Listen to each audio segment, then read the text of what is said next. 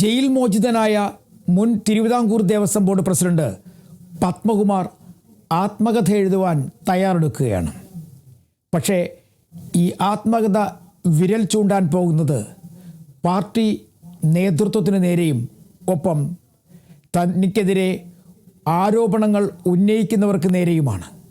കാരണം അത്രയധികം പാർട്ടിക്ക് വേണ്ടി പ്രവർത്തിച്ച ഒരു നേതാവായിരുന്നു പത്മകുമാർ എന്ന് പത്മകുമാർ തന്നെ പറയുന്നു.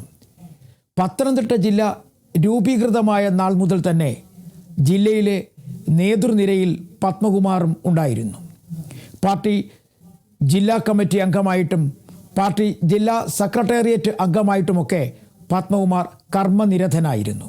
പക്ഷേ പിന്നീട് ശബരിമല വിഷയം വന്നതോടുകൂടി പത്മകുമാർ പാർട്ടിക്ക് അനഭിമതനായി.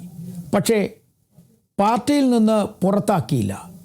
ആരോപണങ്ങളുടെ വിരലുകൾ ചൂണ്ടപ്പെട്ടതെല്ലാം പത്മകുമാറിന് എതിരെയായിരുന്നു.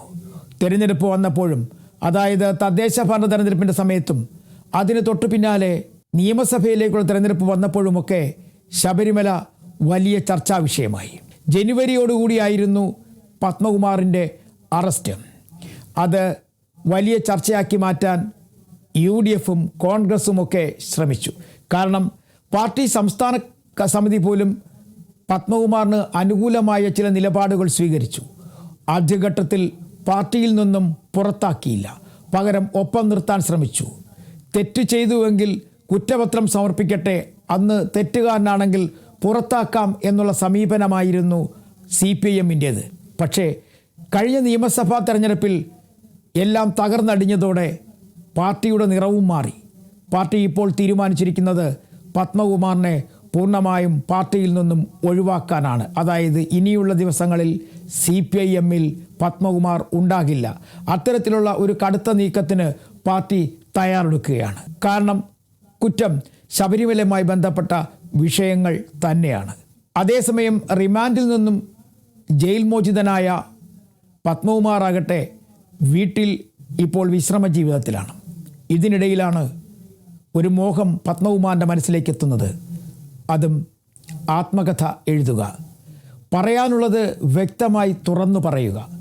ആ കാര്യങ്ങൾ എന്ന് പറയുമ്പോൾ ശബരിമലയുമായി ബന്ധപ്പെട്ട വിഷയങ്ങൾ തുറന്നു പറയാനുള്ള തയ്യാറെടുപ്പിലായിരിക്കാം ഒരുപക്ഷെ പത്മകുമാർ. അടുത്ത ആളുകളോട് ചിലതൊക്കെ പറഞ്ഞു എന്ന് പറയുന്നുണ്ട്. പക്ഷേ മാധ്യമങ്ങളിൽ നിന്ന് എല്ലാം ഒളിച്ചു വയ്ക്കുകയാണ്. ഒന്നും പറയാനില്ല എന്ന് പത്മകുമാർ വ്യക്തമാക്കുന്നുണ്ട്. ശബരിമല സ്ത്രീ പ്രവേശനവുമായി ബന്ധപ്പെട്ട കാര്യങ്ങൾ തുറന്നെഴുതാനാണ് പത്മകുമാർ തയ്യാറാകുന്നതെന്നാണ് ഇപ്പോൾ മനസ്സിലാക്കാൻ കഴിയുന്നത്. കാരണം ബിന്ദു അമ്മിണിയും കനകദുർഗയും ശബരിമലയിൽ പ്രവേശിപ്പിക്കുന്ന സമയത്ത്, അല്ലെങ്കിൽ കടന്നു കയറിയ സമയത്ത് പത്മകുമാർ ശബരിമലയിൽ ഇല്ലായിരുന്നു. പത്മകുമാറിനെ തിരുവനന്തപുരത്തേക്ക് വിളിപ്പിച്ചിരുന്നു എന്നാണ് പറയുന്നത്.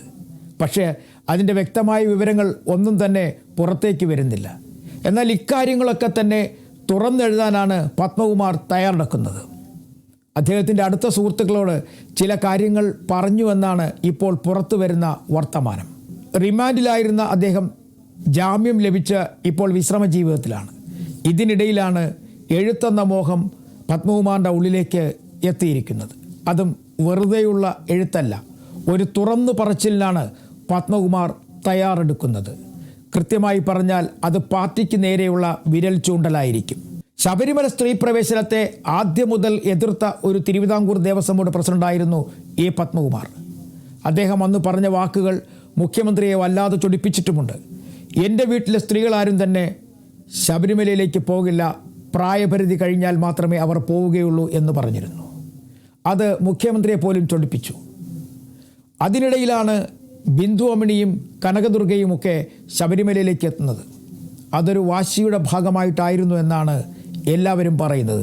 പത്മകുമാറും പ്രതീക്ഷിക്കുന്നത് അങ്ങനെയാണ്. എന്തായാലും ശബരിമലയിലുണ്ടായ സംഭവ വികാസങ്ങൾ കേരളത്തിൽ തന്നെ വലിയ ചർച്ചയായിരുന്നു. പത്മകുമാറിനെ സംബന്ധിച്ചിടത്തോളം അദ്ദേഹം ചില നിലപാടുകളിൽ ഉറച്ചു നിന്നു. പക്ഷേ 2019 സ്വർണ്ണപ്പാളി വിവാദവുമായി ബന്ധപ്പെട്ട് ഒരിക്കൽ പോലും പ്രതീക്ഷിക്കാത്ത ഒരു കേസിൽ പത്മകുമാർ അകപ്പെടുന്നു.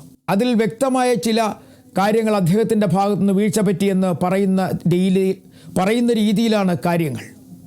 അതും FIR തയ്യാറാക്കിയപ്പോഴൊക്കെ ആ വിവരങ്ങളുണ്ട്. ചെമ്പുപാളികളിൽ സ്വർണം പൊതിഞ്ഞത് മിനുക്കുന്നതിന് വേണ്ടി പുറത്തേക്ക് കൊണ്ടുപോകണമെന്നുണ്ടെങ്കിൽ ചില തരത്തിലുള്ള അനുവാദങ്ങൾ ആവശ്യമാണ്, പ്രത്യേകിച്ചും കോടതിയുടേത്, അതിനപ്പുറം തന്ത്രിയുടേത്. എന്നാൽ ഈ അനുമതികളൊന്നുമില്ലാതെ ഇത് പുറത്തേക്ക് കൊണ്ടുപോയി വലിയ തരത്തിൽ കളവ് നടന്നു എന്നുള്ളതായിരുന്നു കണ്ടെത്തൽ. ആ കണ്ടെത്തലിൻ്റെ പൂർണ്ണതയിലേക്ക് ഇപ്പോഴും പ്രത്യേക അന്വേഷണ സംഘം എത്തിയിട്ടില്ല എങ്കിൽ പോലും ആരോപണ വിധേയനാണ് എ പത്മകുമാർ. അതുകൊണ്ട് തന്നെയാണ് തുറന്നു പറച്ചിലിന് അല്പം ഒരു സാവകാശമെടുക്കാൻ പത്മകുമാർ തയ്യാറെടുക്കുന്നത്. സത്യങ്ങൾ പുറത്തു വന്നതിന് ശേഷം എല്ലാം തുറന്നു പറയാൻ തയ്യാറെടുക്കുകയാണ് എ പത്മകുമാർ. എന്തായാലും ശബരിമല സ്ത്രീ പ്രവേശനം തന്നെയായിരിക്കും പത്മകുമാറിന് കൂടുതലായി പറയാനുള്ളത്. അദ്ദേഹത്തെ സ്ത്രീകളെ പ്രവേശിപ്പിക്കുന്നതിന് മുമ്പ് ശബരിമലയിൽ നിന്ന് മാറ്റി നിർത്തി എന്നൊക്കെയാണ് ചില സുഹൃത്തുക്കളോട് പത്മകുമാർ പറഞ്ഞതായി പുറത്തു വരുന്ന കാര്യങ്ങൾ. അത് എത്ര കണ്ട് ശരിയാണ് എന്നുള്ളത് അദ്ദേഹത്തിൻ്റെ പുസ്തകം പുറത്തു വരട്ടെ, അപ്പോൾ മനസ്സിലാകും. പാർട്ടിയെ സംബന്ധിച്ചിടത്തോളം പരാജയങ്ങളുടെ പേരിൽ ചില ആളുകളെ ഒഴിവാക്കേണ്ടതായിട്ടുണ്ട്. അതിനുള്ള തീവ്ര യത്ന പരിപാടിയിലാണ് CPIM. അതിൽ ആദ്യത്തെ പേരുകാരൻ എ പത്മകുമാറാണ്. പത്മകുമാറിനെതിരെ വലിയ ആരോപണങ്ങളാണ് സംസ്ഥാന കമ്മിറ്റിയിലും ഒപ്പം പാർട്ടി ജില്ലാ കമ്മിറ്റിയിലുമൊക്കെ ഉയർന്നു വന്നത്. അതുകൊണ്ട് തന്നെ നടപടികൾക്കപ്പുറം പാർട്ടിക്ക് മറ്റൊന്നും തന്നെ ആലോചിക്കാനില്ല. പക്ഷേ ആത്മകഥ പുറത്തു വരുന്നതുവരെ കാത്തിരിക്കാം. ചിലതൊക്കെ പത്മകുമാറും പറയുമായിരിക്കും.